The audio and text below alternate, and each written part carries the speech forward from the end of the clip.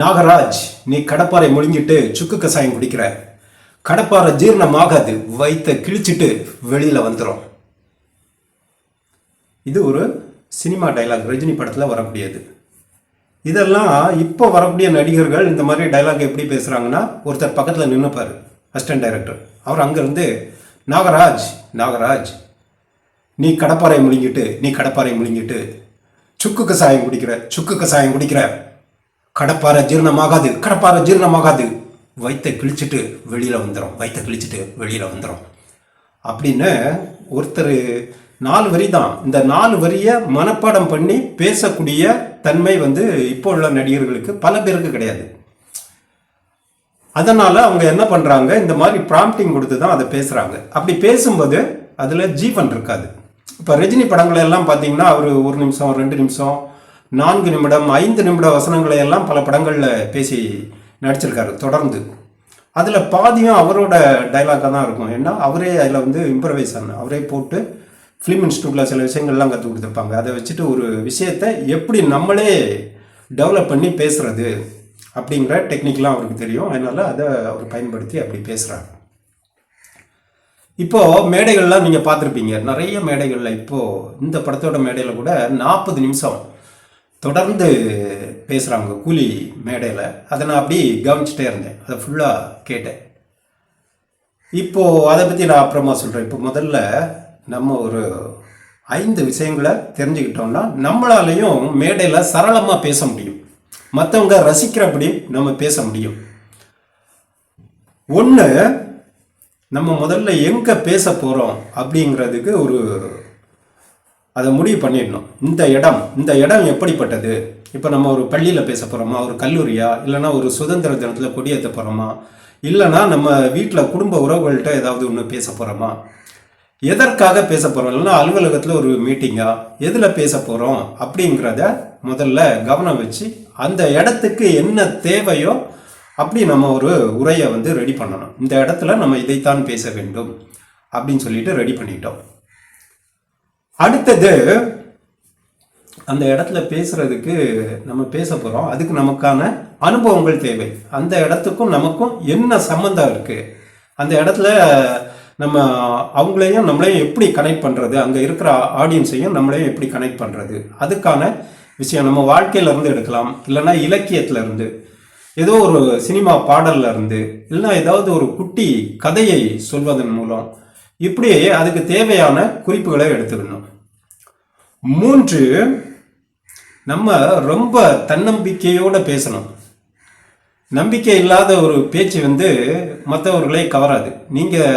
உங்களை நம்பணும். பக்கத்தில் இருக்கிறவன் ஒருத்தன் கொட்டாய் விடுவான், நீங்கள் பேச ஆரம்பிச்சோம்னா ஒருத்தன் கொட்டாய் விடுவான், ஒருத்தன் என்ன பண்ணுவான், எந்திரிச்சு போவான். இதெல்லாம் அவங்க எதற்காக பண்ணுவாங்கன்னா அவங்கள அறியாமலே பண்ணலாம். ஒருவேளை நீங்கள் பேசுறது போர் அடிக்கலாம், அதனால அவங்க எந்திரிச்சு போகலாம். எப்படி இருந்தாலுமே நீங்கள் பேசிக்கிட்டே இருக்கணும். அவன் சத்தம் போடுறான், அவன் கொட்டாய் விடுறான், அவன் எந்திரிச்சு போடுறான், இதெல்லாம் நீங்கள் கவனிச்சுக்கிட்டே பேசக்கூடாது. நீங்கள் ஆடியன்ஸை பார்க்கணும். பார்த்துட்டு ஏதோ ஒருத்தரை பார்க்கலாம், அந்த திசையை பார்க்கலாம், அந்த பக்கத்தை பார்க்கலாம். ஆனால் அவங்களோட செயல் உங்களை பாதிக்காதவாறு நீங்கள் பேசணும். 4, நம்ம பேச போகக்கூடிய விஷயம் மற்றவங்களுக்கு வருத்தத்தையோ, இல்லைன்னா அவங்களுக்கு ஏதோ ஒரு இழப்பையோ, இல்லைன்னா அவங்கள கேலி செய்யக்கூடியது மாதிரியோ இப்படிலாம் இருக்கவே கூடாது. அப்படி இருந்ததுன்னா நம்ம பேச்சு கண்டிப்பாக யாருமே ரசிக்க மாட்டாங்க. அதனால நான் உண்மையை பேசுகிறேன் அப்படின்னு சொல்லிட்டு சில பேர் அந்த இடத்துக்கு பொருத்தம் இல்லாத ஒரு பேச்சை பேசிடுவாங்க. நிறைய அரசியல்வாதிகளை பார்த்தீங்கன்னா, எங்கேயாவது திருமணத்தில் அவரை கூப்பிட்டுருப்பாங்க, அங்கே போயிட்டு அவர் அரசியலில் தான் பேசுவார்.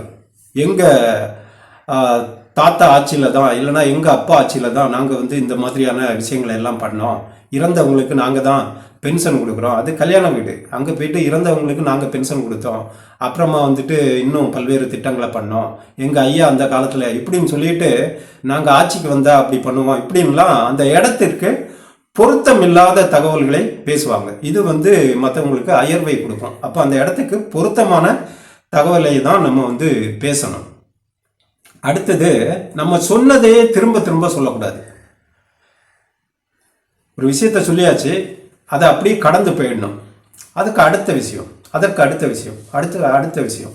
இப்படி சுருக்கமாக தான் நம்ம பேசணும். சில பேர் இன்னும் என்ன பண்ணுவாங்கன்னா நான் என்ன சொல்கிறேன்னா 1948 இல்லை 47 இந்தியாவுக்கு சுதந்திரம் கிடைச்சிது. அப்புறமா பாரதி அதுக்கு பிறகுதான் இந்த வந்தே மாதரம் அப்படிங்கிற மாதிரி பாடுவோமே பள்ளு பாடுவோமே அப்படின்னு சொல்லிட்டு ஒரு பாட்டை அவர் ரெடி பண்ணுறாரு சுதந்திரத்துக்கு அப்புறமா. இல்லை சுதந்திரத்துக்கு இல்லை, அது அவர் சுதந்திரத்துக்கு முன்னாடி இல்லை. ஆமாம், இந்த மாதிரி நம்ம மாற்றி தடுமாறி திக்கி திணறி இப்படி பேசக்கூடாது. இப்போ ஒருவேளை நமக்கு ஏதாவது ஒரு தகவல், இப்போ 47 இந்தியாவுக்கு சுதந்திரம் அப்படிங்கிறது நம்ம தவறி போய் 48 அப்படின்னு சொல்லிட்டோம்னா உடனே சாரி 48 இல்லை 47 அப்படின்னு நம்ம திருத்தக்கூடாது. 48 47 47ல் இந்த சம்பவம் நடந்தது அப்படின்னு நாம சொல்லணும். சொல்லி பேசணும்னா அது உண்மையிலே ஒரு மிகப்பெரிய வரவேற்பை நமக்கு கொடுக்கும். இன்னொன்று, பேசும்போது துண்டு சீட்டு வச்சுட்டு பேசவே கூடாது. அதில் எல்லாத்தையும் எழுதி வச்சுக்கிட்டு அந்த எழுதி வச்சிருக்கிறத வாசிக்கிறது. இது பட்ஜெட் உரையில் இல்லைன்னா ஏதோ ஒரு அரசின் திட்டங்கள் அது ஏதோ சொல்கிறோம், சட்டமன்றத்துலேயோ நாடாளுமன்றத்துலேயோ ஏதோ பேசுகிறோம். அப்போ அவங்க எழுதி வச்சு தான் படிப்பாங்க. ஏன் எழுதி வச்சு படிக்கிறாங்கன்னா அது அப்போ தான் தயார் பண்ணாங்க, அதை சொல்லணும். அதில் வார்த்தை மாறாமல், ஏன்னா அது சட்டம் ஆக போகுது, அதனால் அதை அப்படி எழுதி வைத்து தான் படிக்கணும். ஆனால் ஒரு சாதாரண மேடையில் போய் நின்றுக்கிட்டு ஒரு துண்டு சீட்டை வச்சுக்கிட்டு அந்த துண்டு சீட்டு இருந்தாலுமே நம்ம ஒரு சாதாரண விஷயத்தை தானே சொல்ல போகிறோம். இந்த கொடியேற்றணும், இந்த கொடியேற்றுறதுல இந்த மாதிரியான விஷயம், இந்த மாதிரி நம்ம கலந்துக்க போகிறோம். இனிமேல் இதே மாதிரி ஒரு இடத்துல ஒரு 45 கொடிகளை நட்ட போகிறோம். இனிமேல் இந்த இந்தியா இனி ஒரு சுதந்திரம் நமக்கு வேணும், இந்த நாட்டில் சுதந்திர நாடுன்னு சொல்லிக்கிட்டா இருந்தாலுமே இங்கே நிறைய அநியாயங்கள் நடந்துக்கிட்டு தான் இருக்குது. துப்புரவு தொழிலாளர்கள் எல்லாம் ஒரு நாளைக்கு சுதந்திர தினத்திற்கு முந்தின நாளே தூக்கிட்டு போய் அவங்கள கடத்திட்டு போய் எல்லாம் ரோட்டில் விட்டு ஓடுன்னு சொல்கிறாங்களே, அடிக்கிறாங்க, கொடுமைப்படுத்துகிறாங்க. இதெல்லாம் ஏன்னு கேட்டாச்சுன்னா விட மாட்டேங்கிறாங்க. மத்திய அரசுமே பல்வேறு சிக்கல்களை மனிதர்களுக்கு பண்ணுது. இப்படி அந்த இடத்துக்கு நம்ம சம்மந்தப்பட்ட ஒரு விஷயத்த நாம் பேசுகிறோம். அதை நம்ம ஃப்ளோவாக நமக்கு பேச தெரியணும். இதை நம்ம துண்டு சீட்டை வச்சுக்கிட்டு தான் என்னால் பேச முடியும் அப்படின்னு நாம் பேசினோன்னா இந்த பேச்சு எப்போவுமே ஒரு வரவேற்பை பெறாது. நிறைய துண்டுச்சீட்டு கவிஞர்கள், துண்டுச்சீட்டு தலைவர்கள் இப்படின்லாம் நிறைய பேரை பற்றி நம்ம பேசுகிறோம். அந்த சோசியல் மீடியாக்களில் அங்கெல்லாம் பார்க்குறோம் இல்லையா? அப்போ அது ஒரு கேள்விக்குரியது. நான் இதை ஒரு நண்பர்கிட்ட பேசியிருந்தேன். அப்போ அவர் சொன்னார், சிச்சி நான்லாம் துண்டுச்சீட்டு வச்சு பேசவே மாட்டேன், செல்ஃபோனை வச்சுப்பேன், இப்படி கையில் வச்சுக்கிட்டு செல்ஃபோனை பார்த்து பேசுகிறேன் 2 வரி. ஆமாம், நண்பர் சொக்கலிங்கம் அவர்கள் இங்கே வந்திருக்கிறார்கள், அதனால் அவருக்கு நம்ம நிச்சயமாக பாராட்டணும். சொக்கலிங்கம் ஒரு நல்ல மருத்துவர், இதய மருத்துவராக இருக்கிறாரு. அவரு கிட்டத்தட்ட 4500 அறுவை சிகிச்சைகள் வரைக்கும் பண்ணியிருக்காரு. இப்படி செல்ஃபோனை பார்த்து பேசணுன்னா அந்த பேச்சு நமக்கு வரலை அப்படின்னு அர்த்தம். அப்போ இது எல்லாத்தையுமே கடந்து இந்த பேச்சை நாம் எப்படி பேசுறது, எப்படி நம்ம அதை மனப்பாடம் பண்ணுறது அப்படிங்கிறது ஒரு முக்கியமான விஷயம். எல்லாத்தையுமே ஒரு கதையாக நம்ம மனசுக்குள்ளே பதிவு பண்ணிடணும். இப்போது சூப்பர் ஸ்டார் ரஜினிகாந்த் இந்த கூலி பட விழாவில் 40 நிமிடங்கள் பேசினாங்க இல்லையா? இந்த 40 நிமிடம் பேசும்போது அவர் என்ன பேசினார் அப்படின்னா, இந்த படம் எப்படி உருவாச்சுது, இந்த லோகேஷ் கனகராஜ் என்கிட்ட எப்படி வந்தார் அப்படின்னு அவரை பற்றி ஒரு உரை சொல்கிறார். அப்புறம் இந்த படத்தில் நடித்தவங்கெல்லாம் எப்படி நடித்தாங்க, யார் இந்த படத்தில் எந்தெந்த காலகட்டத்தில் வந்தாங்க, அவங்க எப்படி பண்ணினாங்க, இந்த படம் எப்படி உருவாச்சுது அப்படின்னு சொல்கிறார். அதற்கு பிறகு இந்த படத்தோட டைட்டில் கூலி.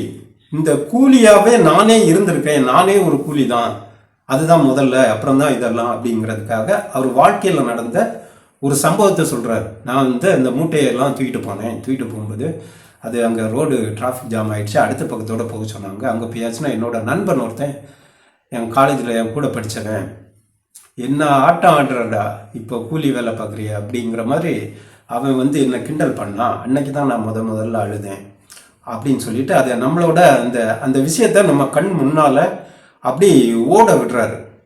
இப்படி எல்லாமே பேசிட்டு இந்த படம் மிக சிறப்பான ஒரு படமாக தான் வந்திருக்கு அப்படின்னு சொல்லிட்டு அவர் போய் உட்கார்றாரு. இப்போ இந்த உரையை அவர் முதல்ல தயார் பண்ணிட்டார். அவர் மைண்டில் இது ஒரு வாரமாகவே ஓடிட்டு இருந்திருக்கோம். இப்போ இதை பேசணும்.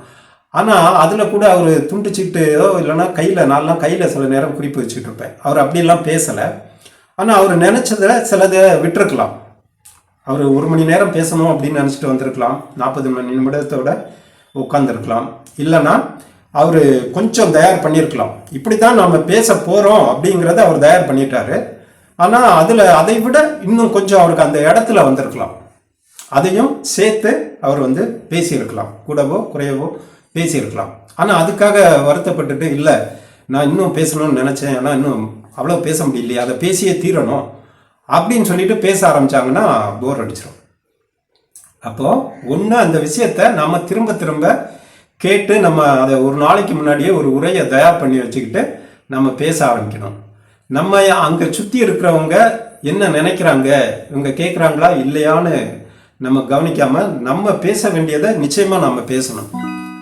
அதற்கு பிறகு அதில் இலக்கியத்தில் இருந்தோ மனித வாழ்க்கையில இருந்தோ நம்ம வாழ்க்கையில இருந்தோ ஏதாவது சம்பவங்கள் அந்த இடத்துக்கு தொடர்பாக இருந்ததுன்னா அதை நாம் சொல்லணும். சொன்னதையே திரும்ப திரும்ப திரும்ப சொல்லக்கூடாது. நாம் பேச வேண்டிய முழு உரையையுமே நம்ம மனதில் மனப்பாடமாக வைத்து கொண்டு பேச வேண்டும். இப்படியெல்லாம் நம்ம பேசணும்னா நம்ம பேசுறது மிக எளிமையான ஒரு விஷயம்தான். ஒரு கதையாக அதை தொடர்ந்து மனசில் பதிவு பண்ணிக்கிட்டே இருக்கணும். இப்போ ரஜினிகாந்த் பேசினாரு, அமீர் கானை பற்றி பேசுகிறாரு. இப்போ அமீர் கானை பற்றி பேசணும்ல, அப்போ அவர் அமீர் கான் அப்படின்னு மனசில் அது ஒரு கோடு வேர்டு அமீர் கான்னு வச்சுக்கிட்டா அமீர் கானை பற்றி என்ன பேசுறது, என்ன நினைச்சாரு அப்படிங்கிறத அந்த 10 வரி நினைவு வந்துடும். நாகார்ஜுன் அப்படின்னு நினைச்சாருன்னா இப்போ நாகார்ஜுனை பற்றி என்ன பேச போகிறோம் அப்படிங்கிறது நினைவு வந்துடும். பாலச்சந்தர் அப்படின்னு அவருக்கு மைண்டில் வந்துட்டாருன்னா பாலச்சந்தரை பற்றி நம்ம என்ன பேச நினைச்சோம் அப்படிங்கிறது அவங்களுக்கு நினைவு வந்துடும். இப்படி அதை சின்ன சின்ன ஒரு கோடு வேர்டில் அதை மைண்டில் பதிச்சு வச்சிடணும். அதில் உள்ள முக்கியமான ஒரு வரியை நம்ம மனசுக்குள்ளே வச்சுக்கிட்டோம்னா அந்த நேரத்தில் அந்த வரியை நினச்சோம்னா நம்ம டக்குன்னு பேச ஆரம்பிச்சிடலாம். இப்போ நான்லாம் கையில் அந்த மாதிரி தான் எழுதி வச்சுப்பேன். நல்லது நண்பர்களே, நான் சொன்ன இந்த வழிமுறையை கடைபிடிச்சு எல்லோரும் மிகச்சிறந்த பேச்சாளர்களாகி வாழ்க வளமுடன், நலம் பெறட்டும். நன்றி.